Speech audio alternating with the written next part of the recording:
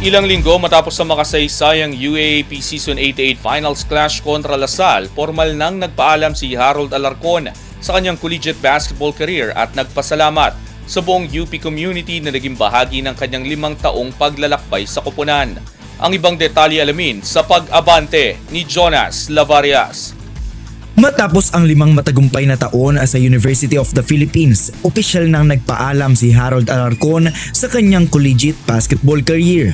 Sa kanyang huling post sa Instagram ngayong Martes, ibinahagi niya ang kanyang pasasalamat sa koponan, coaching staff at sa mga taga-suporta. Ani Alarcon, malaking karangalan ang maging bahagi ng UP Fighting Maroons at magsuot ng maroon jersey sa loob ng 5 seasons. Ayon sa kanya, bawat taon ay may dalang aral at karanasan mula sa mga panalo hanggang sa mga hamon na nagpabuti sa kanya hindi lamang bilang isang manlalaro kundi bilang tao. Nagpasalamat rin siya sa Diyos para sa lakas at karunungang ibinigay upang harapin ang anumang pagsubok, pati na rin sa coaching staff, partikular kina Coach Godwin Monteverde at Coach Tom na ayon sa kanya ay tunay na dahilan kung bakit siya narito kung saan siya ngayon. Sa kanyang mensahe, binigyang pugay din ni Alarcon ang mga kasamahan sa koponan, sina Jerry Abadiano, Raylan Torres, Janjan Felicilda at Teres Fortea at mga taga-suporta ng UP na tinawag niyang unsung heroes ng koponan. Sinabi niyang ang kanilang suporta sa bawat laro,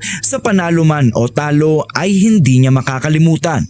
Ang exit post ni Alarcon ay kasunod ng UAAP Season 88 Men's Basketball Finals kung saan natalo ang UP sa DLSU Green Archers sa Game 3 noong December 17. Sa kanyang huling laro, nagtala lamang siya ng 6 na puntos, ngunit sa Game 1, naitala niya ang kanyang career high 34 points, 2 rebounds at 2 assists. Bagamat hindi na ipanalo ang championship, nakilala si Alarcon bilang isa sa pinakamapanganib at pinakamaasahang scorer ng koponan na may malaking kontribusyon sa maraming laro sa elimination round at sa finals. Sa kabuuan ng kanyang 5 taon sa ilalim ni Coach Goldwin, 5 beses ding nakasama si Alarcon sa UAAP Finals kasama ang Maroon 5, patunay ng kanyang consistency at dedikasyon sa koponan. Sa pagtatapos ng kanyang collegiate career, sinabi niyang hindi niya alam kung ano ang hinaharap, ngunit tiyak siya sa pananampalataya sa Diyos na humahawak nito.